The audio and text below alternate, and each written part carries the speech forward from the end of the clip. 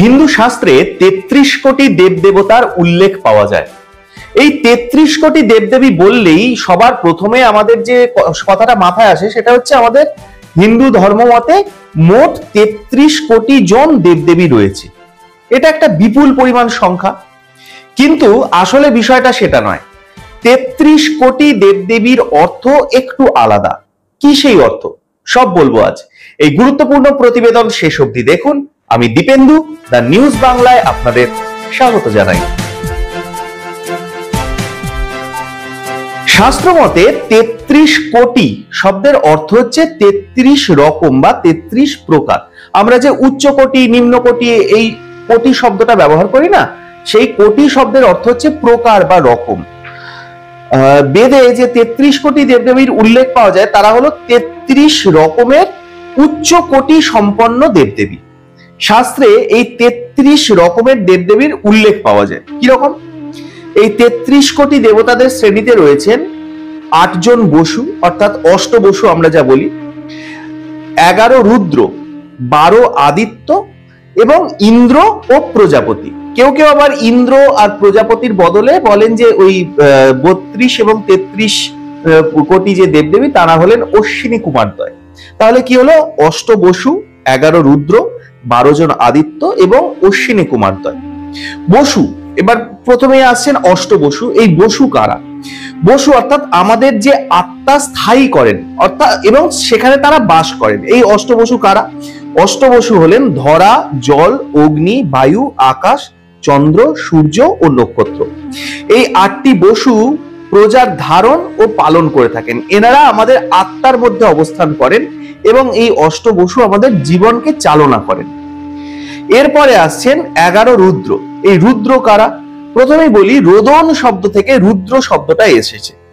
রুদ্র আমাদের শরীরের অব্যয়, অর্থাৎ শরীর থেকে এক এক করে এই অব্যয় বেরিয়ে যাওয়ার সময় রোদন করিয়ে থাকে, অর্থাৎ কাঁদিয়ে থাকে। অর্থাৎ মানুষের মৃত্যুর পর তার শরীর থেকে সমস্ত 11 রুদ্র বেরিয়ে যান। এই রুদ্র শরীর ত্যাগ করলে সেই ব্যক্তিকে মৃত বলে ধরা হয়। শরীর থেকে নির্গত হয় যে রুদ্র তাদের নাম হলো প্রাণ, অপান, ব্যান, সমান, উদান, নাগ, কুর্ম, কিরকল, দেবদত্ত ও ধনঞ্জয়। প্রথম 5 রুদ্র হলো প্রাণ ও দ্বিতীয় 5 রুদ্র হলো উপপ্রাণ। অবশেষে 11 রুদ্র হলো জীবাত্মা। এই 11টি রুদ্র শরীর থেকে বেরিয়ে গেলে সেই ব্যক্তির যারা আত্মীয় স্বজন, তার নিকটজন, তাদের রোদন সৃষ্টি হয়। সেই জন্যই 11 প্রাণ এবং উপপ্রাণ বেরিয়ে যাওয়ার পরে তাকে বলা হয় রুদ্র নির্গত হওয়া। এরপরে আসে 12 আদিত্য। কাশ্যপ ঋষির দ্বিতীয় স্ত্রী অদিতির 12 পুত্রই 12 আদিত্য নামে পরিচিত। অদিতির 12 জন সন্তানের নাম হলো অংশুমান, অর্যমান, ইন্দ্র, ত্বষ্টা, ধাতু, পর্জন্য, পূষা, ভগ, মিত্র, বরুণ, বিবস্বান ও বিষ্ণু। এদের উপর ভিত্তি করেই বছরের 12টা মাস কিন্তু নিযুক্ত। পুরাণে এদের নাম উল্লেখ পাওয়া যায়, তা হলো ধাতা, মিত্র, অর্যমা, শুক্র, বরুণ, অংশ, ভগ, বিবস্বান, পূষা, সবিতা, ত্বষ্টা এবং বিষ্ণু। 32 এবং 33 কোটি যে দেবদেবী তারা হলেন যজ্ঞ অর্থাৎ প্রজাপতি, যাদের মাধ্যমে আমাদের বায়ু, দৃষ্টি, জল ও শিল্প শাস্ত্র উন্নত হয়, ঔষধি সৃষ্টি হয়। অর্থাৎ এরা হলেন অশ্বিনী কুমারদ্বয়। এত সুন্দর একটা ব্যাখ্যা, অথচ এত বছর ধরে আমাদের পুরোপুরি ভুল জানিয়ে দেওয়া হয়েছে। বলা ভালো, আমাদের ঠিকঠাক জানতে দেওয়া হয়নি। এই যে 33 কোটি দেবদেবী, যে 33 প্রকারের দেবদেবী, সেটা কিন্তু আমাদের সাধারণ মানুষের মধ্যে সেই জ্ঞানটাকে ছড়িয়ে দেওয়া হয়নি। অথচ এই জ্ঞান তো এমন নয় যে বাইরে থেকে এসেছে। এই জ্ঞান আমাদের দেশেরই প্রাচীন জ্ঞান।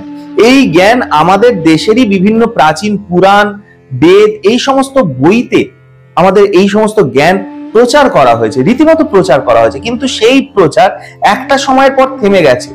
আমাদের মেইন স্ট্রিম মিডিয়াই বলুন, আমাদের শিক্ষা ব্যবস্থাই বলুন, এই বিষয়গুলো সম্পূর্ণ চেপে রেখেছে।